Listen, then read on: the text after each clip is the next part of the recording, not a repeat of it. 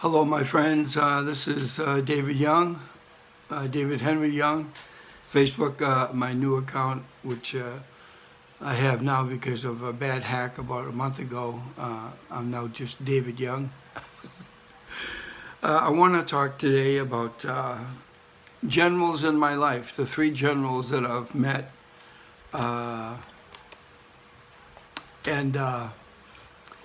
and just go with that and see where this talk goes. I wanted to speak more about my Israel trip in 1971, from early September to late September, early June, early to mid-June to late September 71. And it was on that trip where I had met a general near the end of my time there. I had went there in in June 1967 at the deep impression in my heart that I needed to go to Israel. I didn't know I was following, I believe, promptings from Holy Spirit at the time, because I wasn't a Christian, nor was I a good Catholic. I believed in God, and that was it. But I had went on this archaeology tour dig, a 12-week program. The first week was at Tel Aviv University, where we spent a week learning two subjects: historical geography and basic archaeology, working techniques and key things we need to understand. You know, keep your head covered, your arms covered on really hot, sunny days. It was June in Israel, and then in 71, and it was quite a hot summer. And then 10 weeks of the dig, and which we were at Tel Sheva, which is biblical Beersheba, where Abraham had moved to from. I believe where he started out was in present-day Iraq. And he in Beersheba was a archaeological site.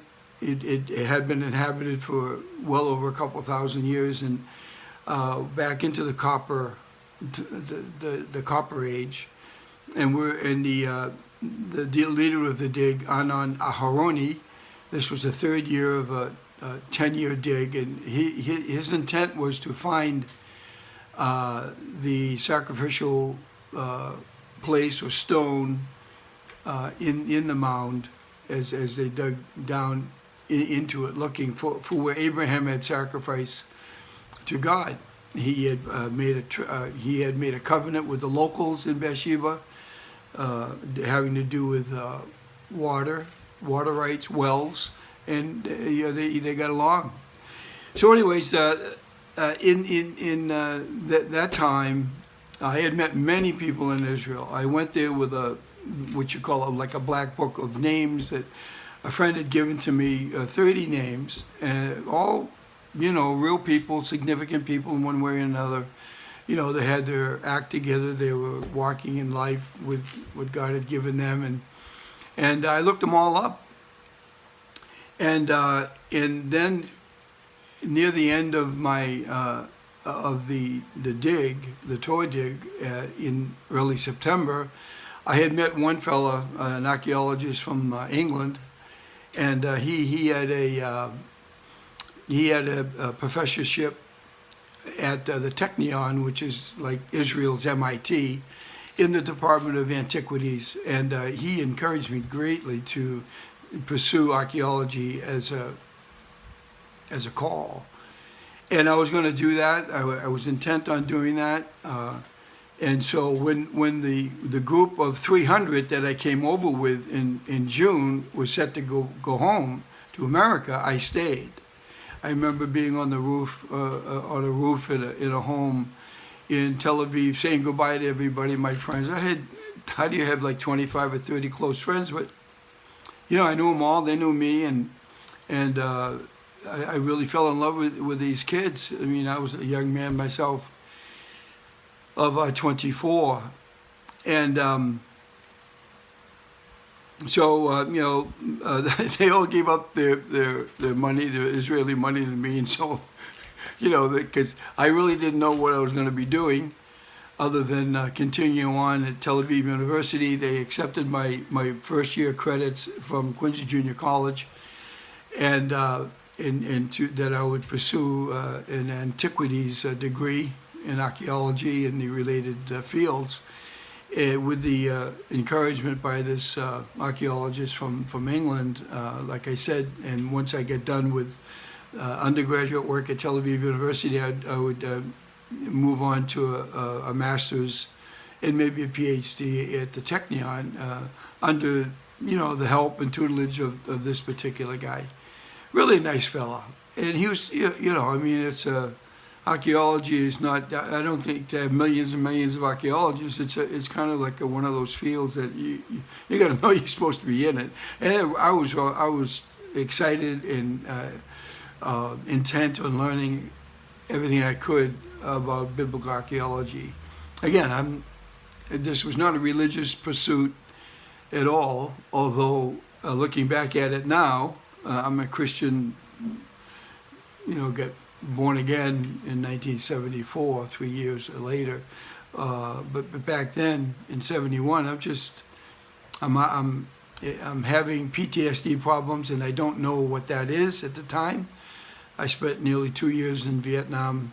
I'm a former Marine sergeant, and basically, I was looking to do something in life that wasn't killing people, and that wasn't my function. That was not my primary function to, seek the enemy. I was a techie, although I had to duck quite a bit. I understand combat. I've been in combat, but that wasn't my primary job. So I know I'm kind of going long, and I'm kind of going over. But I want to give you a sense of where I was at. And so all my friends, the group, after 12 weeks in Israel, they flew out. And by the way, I do want to say that I had the distinct, as it turns out, impressive pleasure to be on the first El Al New York to Tel Aviv nonstop flight in El Al's history. That's the airline of Israel.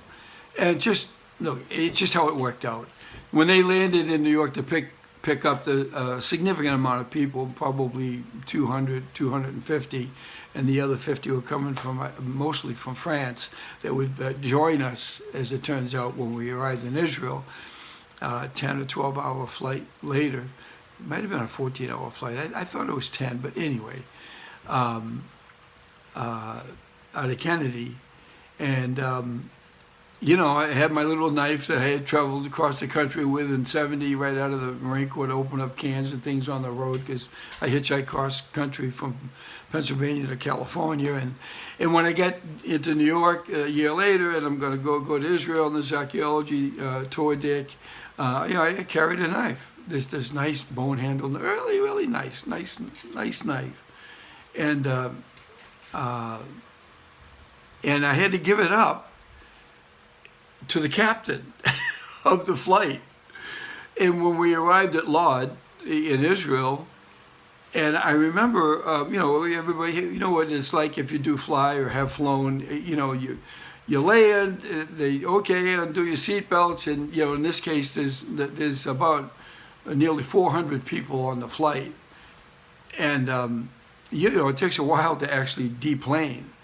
Well, in the midst of finding my things and getting ready and waiting, the captain from the flight captain finds me, and I'm about 2/3 of the way down the belly of the plane, and he comes up to me and he said, "David?" I said, "Yeah." He said, "Well, they gave this to me when they took it from you, and they said, we'll return. Well, here's your knife." And I remember the scabbard, and on the scabbard, my seat number was written, impressed in a ballpoint pen. And I lost the knife a few years later, but little things like that really matter. They really matter. It mattered to me, and I'm about as common as you're going to get. And everybody has their own stories, and if you don't think you do, give yourself a little time and go pray and, just think, and, you've got a story. and it matters to God. And you'll find that it matters to a lot of people around you. So I just wanted to say that when the group that I was with flew out of Tel Aviv, I went to the kibbutz office in Tel Aviv, and I offered my body. I said, I need a place to stay. I'm willing to work. This is who I am. I've been here for 12 weeks, and quickly they checked me out, and they said, well, yeah, we get a nice posting for you if you want. It's called Kibbutz Ma'agan Mikhael. It's there's all kinds of different kibbutzim. And many of them are what I would call rich in good work to do, good products they make. And in this case, this was a very rich kibbutz. It was I think the third or the second kibbutz in the history of kibbutzim development in Israel since 1948. And it's at the southern end of the Kinneret, the Sea of Galilee. Kinneret's Hebrew for the Sea of Galilee opened up into the kibbutz, and with that opening, they had on the kibbutz they had fisheries. It's quite a large area, and then down the street and around the corner were Degania 1 and Degania 2, or Degania A and Degania B. They are the names of the first kibbutzim in the history of Israel. And I believe it's correct, so you can check it out. But we're down the street from them, we're the third. And who was the defense minister in the 67 war? The guy with the patch. I can't think of his name. He was a general, pretty well-known man. I can't think of it, but he grew up in Degania A, I believe. So anyways, so they flew out. I got a posting to work and live at Ma'agan Mikhael, and as it turns out, I was going to have to wait a whole semester because they couldn't take me into the university for the upcoming, I guess it could be the fall in September. So I had to wait a whole semester. So I'm going to work and live on the kibbutz. And I worked in the banana plantation. They had a great variety of bananas. I'm in the Philippines now, and bananas, I've always loved bananas, and it's a big deal in my life. My oldest son, Matthew, his first word was banana. That cracked me up, And so I'm working in the banana plantation. I did some work with chickens, in the industry of making food from the chickens. And my favorite was working in the banana plantation. And then at night, when you're done working, they had they would have music, live music, and it's a home. It's a cooperative. You'd call it a commune. It's communal living, and so one of the jobs I had was washing dishes, which is great for me because my dad taught me how to wash dishes. We used to wash dishes all the time together, and I love to wash dishes. I've been in situations where I've been the dishwasher, and he's just a dishwasher. Hey, I'm singing away and washing the dishes, making them real nice and clean. Well, I was washing dishes one night, and the man, an older man. I'm 23, I'm 24. He was probably another 20 years or more, probably 44, and nice strapping kind of a guy. And we're washing dishes together in the big giant sinks, these industrial dishwashers, and some of it was hand washed, especially like a scullery type thing with pots and pans.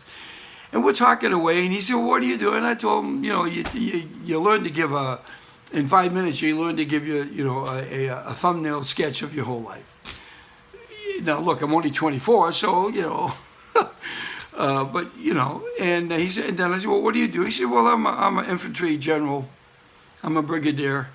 I went, great, and because I told him, I was an NCO, a sergeant in the Marine Corps in Vietnam. But you just meet people, and you're honest, and you're open, and in this case, we're just washing dishes. And so I just wanted to share that there's been generals in my life, and go figure. So he's the second general. The very first general. Let's see. Oh my goodness, it's 15 minutes already. I'm just going to do it. Okay, I'll send this out. Take your time watching it. The second general. I'm going to end this, and then I'll start with the second general. Okay, bye-bye.